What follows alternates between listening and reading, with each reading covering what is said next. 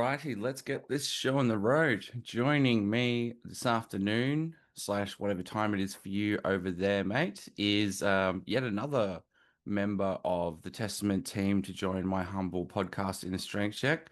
We have the one, the only, the OG, Chuck Billy joining us all the What's way going from the on? States. Hey, man, throw those How horns. are you? I'm great. I'm great. How are you? How's things going over there? It's going great. We just started our rehearsals today with the bands in town, so we're getting ready to play Aftershock Fest this weekend. Then we're heading right over to Europe on Friday. So we got a big tour over there, starting with Obituary and Destruction and Nervosa. So we're gonna have a lot Oh. of fun. And That's an awesome lineup.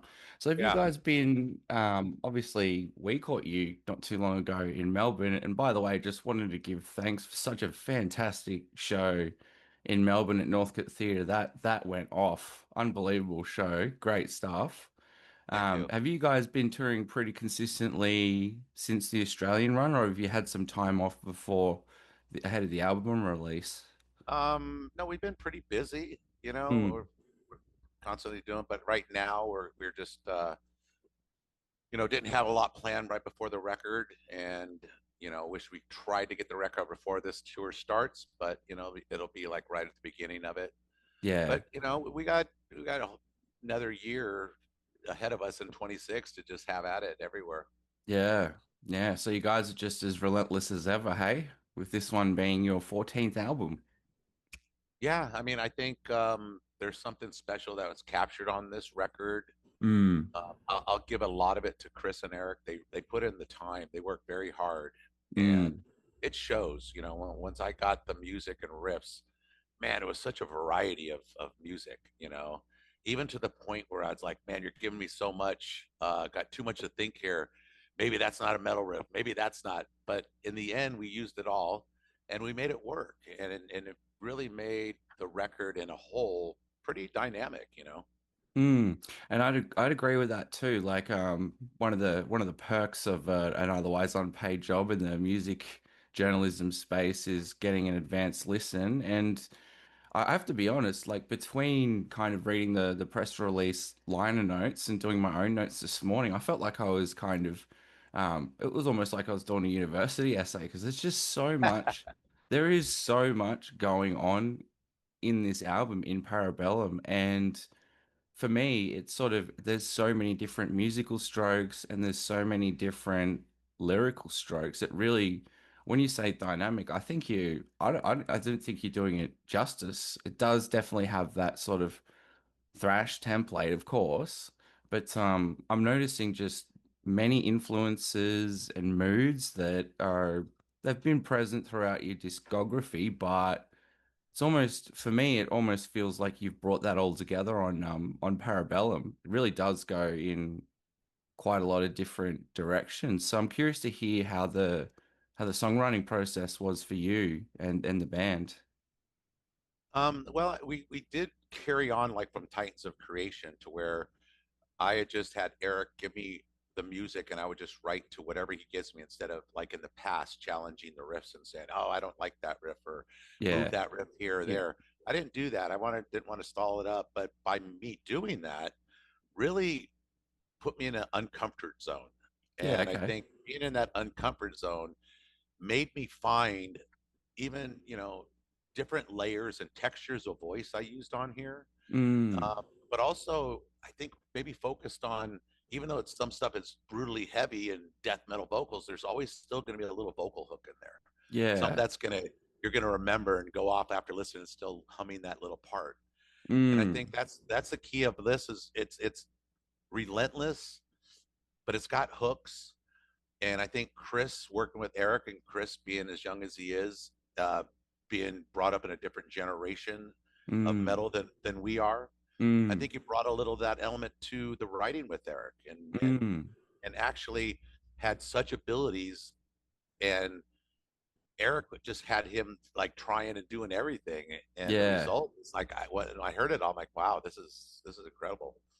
So it's kind of like Eric was like, it's almost like a testing ground. Like Eric's throwing everything in the kitchen sink at young Chris, who, yeah, I definitely feel a bit of a almost, there's a lot of moments where it really really kind of pushes the envelope between death and thrash. Like there's some tremolo, some blasts, some. So it seems like Eric and Chris on the musical front were really looking to sort of like push the boundaries with the intensity with some of the moments on this album, but then you've got some really like some soft moments as well. Oh yeah, and I think you know Eric was in a good mind space going into this record. Yeah. You know, probably don't want me to talk about it, but he probably had a bad marriage for years, and Mm. finally was had the house to himself and brought Chris in. And I heard they're get stand up late, a lot of drinking and Yeah. partying and watching horror movies, and then going, oh, Awesome. it's 2 in the morning. Let's go downstairs and write. I'm inspired. Yeah. So just Cool. having the time hanging Yeah. out really just opened up their world to do anything and try anything. Mm, mm. And for you as the vocalist, so obviously Parabellum is the CV's some Latin student somewhere is gonna be screaming when they hear this in the podcast. CV's Pacem Parabellum. If you want peace, prepare for war. And a lot of the sort of lyrical themes that you've taken on for this album, it couldn't feel, we look at thrash, we think, okay, yeah, war, all right. But I do get the sense like you've tackled a lot of very current topics. I mean, even things like infanticide AI. I'm actually surprised we haven't seen there's a bit more of an undercurrent in this album. I feel like for me as a listener, the lyrical theme feels a little bit when it's talking about war, it's almost a Terminator style thing. Like I feel like technology is a big part of concerns around technology. Am I kind of on the money In that there or song, on that song, and the nail right on the head. mm, And originally we are going to call the record Fantaside AI, and yeah, Eric okay. works in again on the cover, and I don't think it was the right title for the cover artwork. Mm, And then later on, when I wrote Parabellum, and me and Alex wrote that, gave it to Eric and told him what it meant.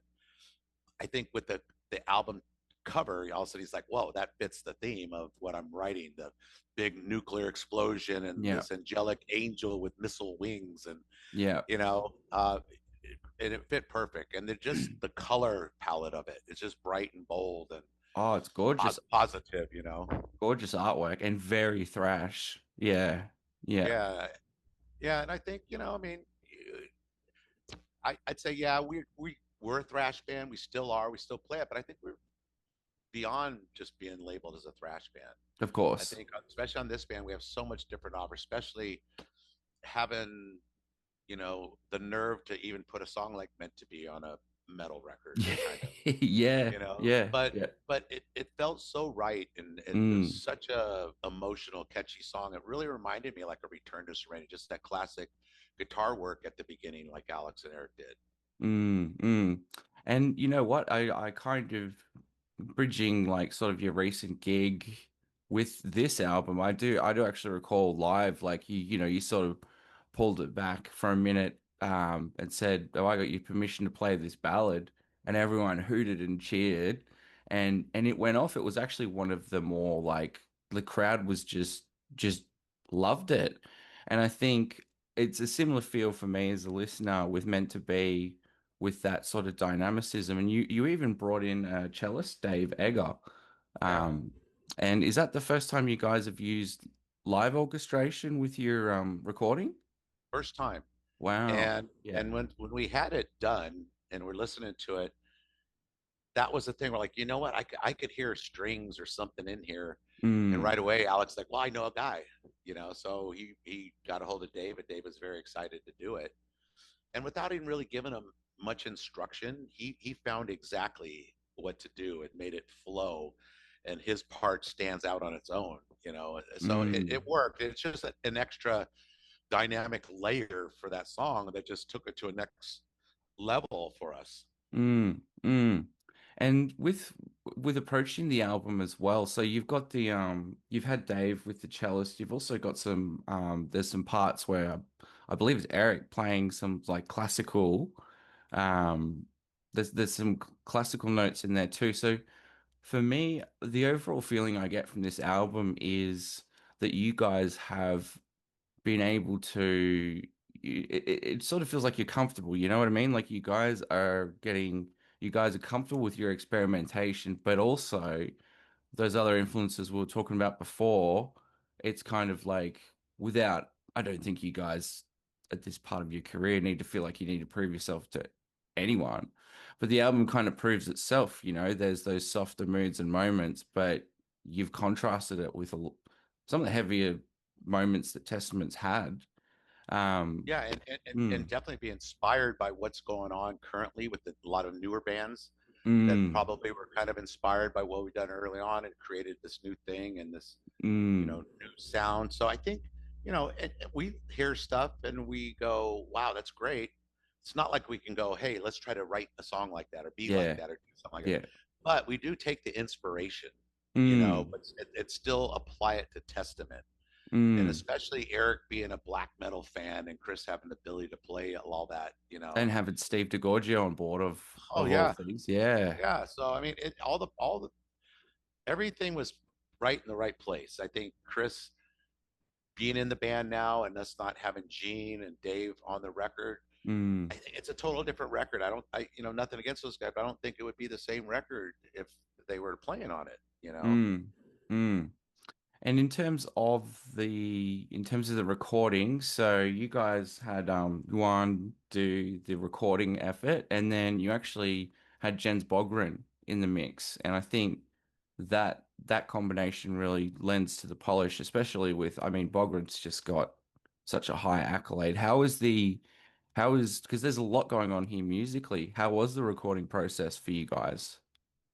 Well, we do the same thing with Juan. It's a local studio we use, and Mm, we're going a little nervous because we've used Andy Sneap for so long, and he knows our sound, and he yeah. gets the best of us. So not having him, we're like, oh no. So we really had to audition and listen to a lot of people, and Jens was at the top of the list.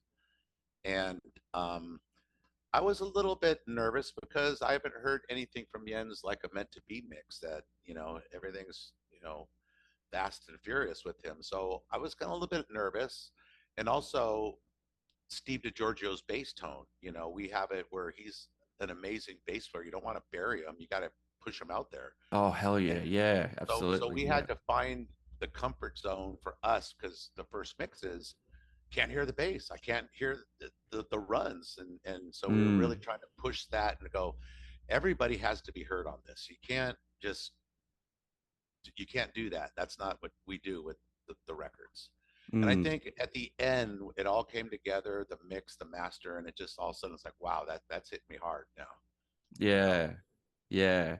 And yeah, I respect that as a bassist, especially Steve's one of my idols. I mean, I was gobsmacked seeing him play with you guys. So it's good to hear that, Chuck, because I think all too often, especially bands playing from a more thrash template, it's sort of like the guitar's front and center. And often you'll have like thrash metal bands, especially modern bands, with that kind of like picked, gnarled kind of bass tone. But it really sounds like you guys have actually carefully, like what I'm hearing is you hear it in the mix. I mean, you hear it as a listener, but what I'm hearing from you as well here is just the details orientation here too. Like it really sounds like you guys have taken to this one with a like a fine tooth comb, every single kind of element. Well, yeah, like Titans of Creation, you can hear every note and Steve's Mm, tone. And even live, I'm the guy who goes to the front of the house and listens, going, up, I can't hear Steve. Bring him out until we're happy.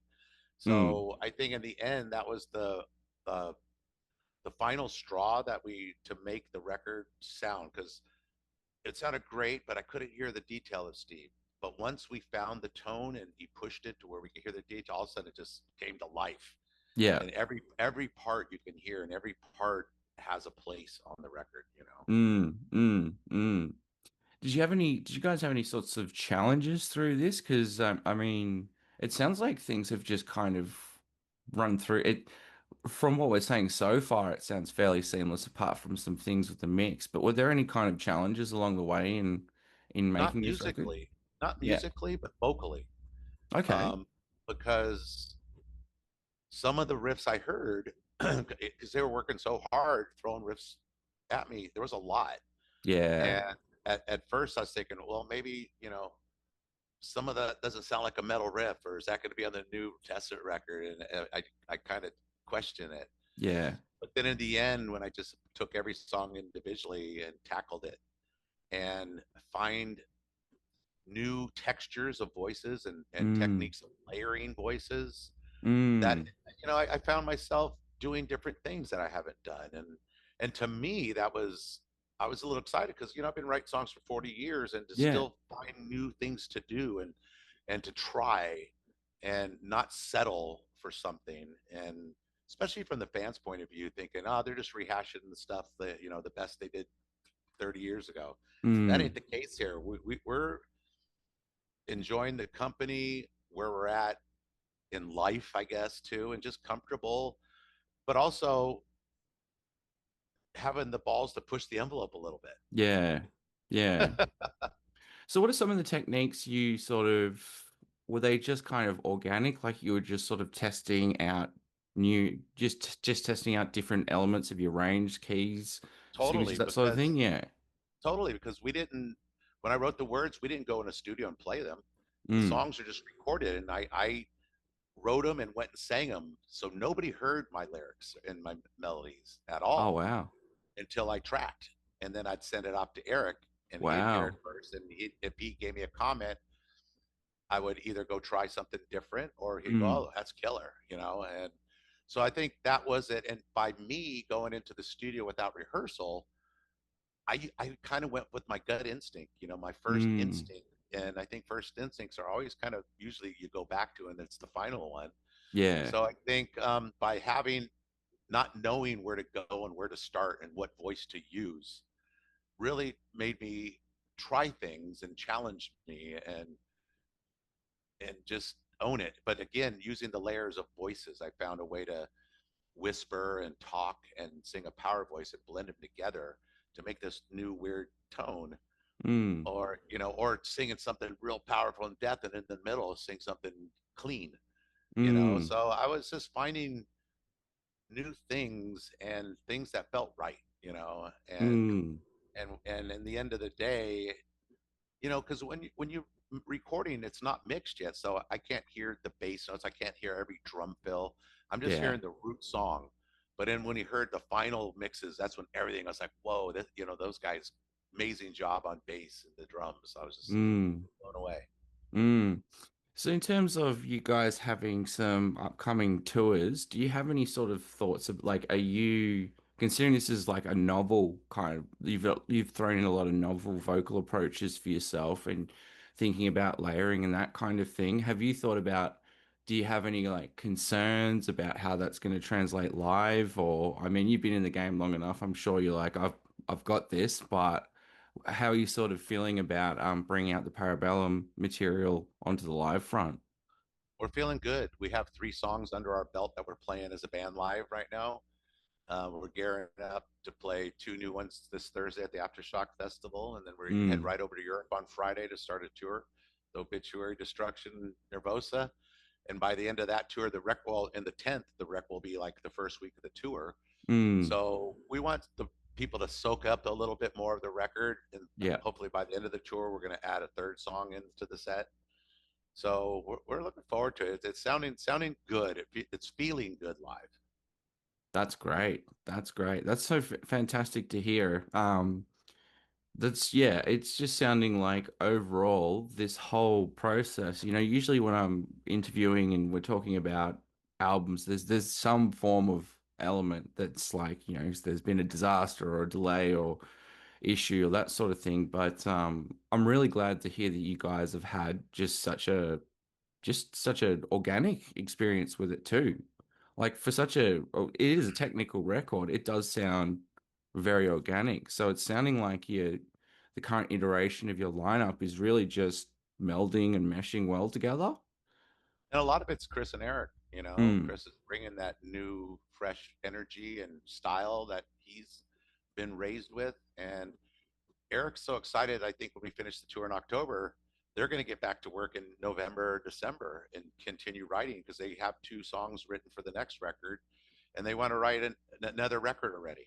I mean, this one's not even out. We're already thinking about writing the next one. So, Is Alex just yeah, sitting there going, God, guys, just chill out for a minute? no, Alex does his thing. Eric's the main guy who Yeah. leads the charge of writing it. So Mm, Alex is going to do his thing, and once we have a lot of it compiled, then we'll bring Alex and introduce the songs to him. yeah. But So Alex just just comes in to make it all sing on his end, like the mastermind he is. Yeah. yeah, and this is Yeah. the first time Alex came in, and Steve and Eric, all of us in a room, listened to the tracks before we recorded them, just to make sure the arrangements were right, so we didn't have to go back and fix or change things. Mm, And that's where I think it shined, because we went through every song and had something to say or something to change or something to add. And mm, in the end, okay, we're all happy, we're all digging it. Yes, move forward. Let's next one. And mm. so I think as a unanimous decision, we all felt strongly going into it as far as laying the tracks down. Awesome. Well, Chuck, look, I'm really impressed with the latest album, which is coming out on October 10th by Nuclear Blast. And for those of you lucky ducks overseas, you can go check those tour details. I'll have some show notes with some info around the album. I'm just gonna say right now, if you're a Testament fan, a Thrash fan, or a metal fan, this might sound like a spruik, but sincerely, I think this is going to be one that's going to be loved across the board. So I, for one, am really looking forward to the response to the full album. And hopefully you can come bring some of those extra tracks back over here when you tour Australia next. Yeah, I've already been pressuring the promoter to bring us back. Do So it. Do it. Yep. Keep the yeah, heat up, man. We'd love to have you back. I can't wait. I love it there. Awesome. Well, thank you so much, Chuck. I'll let you go and have a great day. And as mentioned, guys, check out Parabellum. Pleasure to chat to you, mate. Thank you. Cheers, my man. See ya. Cheers, man. See ya. Good further afternoon, everyone. It's your boy Brady back here again, just with a bit of an update from the future. And by the future, I mean a few hours after the interview was taken. Just chiming in again to give thanks once again to the wonderful and enigmatic talented man, Chuck Billy of US Bay Area thrash legends Testament. I've been a lucky enough little duck and have had time to peruse an advanced copy of Parabellum. And I stand by what I'd said in the interview, and I stand by it now. It's a fantastic album. Testament fans and metalheads alike, I think all of you are really going to enjoy this one. It just continues their trend of innovating, and it's heavy as always. In fact, maybe even heavier in places. So I do recommend checking it out. And where you can check it out is at the show notes. So we've included the official press release from both the artist and the label with our show notes. So if you head over to www.innerstrengthcheckpodcast.com/blog, you'll be able to see the link there. A link will also be included in the notes with the YouTube video version as well as the audio only versions. Just a heads up, just a reminder that we're no longer automatically syndicating to Spotify. Those episodes may show up there, but I'm not tracking that. However, we're available on YouTube, Deezer, Good Pods. There's a whole slew of apps. You'll be able to see on the post which apps are available. Pretty much if there's a podcast app, we're out there and getting on it. Would just like to thank you guys for chiming in and listening to another episode of Inner Strength Check. Today being Music Monday, it's also, well, Music Monday in Australia. It's also an opportunity for you to catch some of the latest music news in the alternative and heavy music world via our heavy news column. We'll be putting out some more news updates tonight, as well as some additional material from myself and the Muso Legion team's recent awesome adventure to Blacken. Shout out to Pirate for putting on an amazing festival in Central Australia. So be sure to follow us on our social media, check in via the website, and we will see you soon. We've got plenty more interesting podcast content coming up, so check it out. Once again, if you would like to secure yourself a copy with some limited edition versions, physical orders, that sort of thing of Parabellum, we'll also have those links on the site. Thanks. And as always, peace, love, and grindcore. Cheers.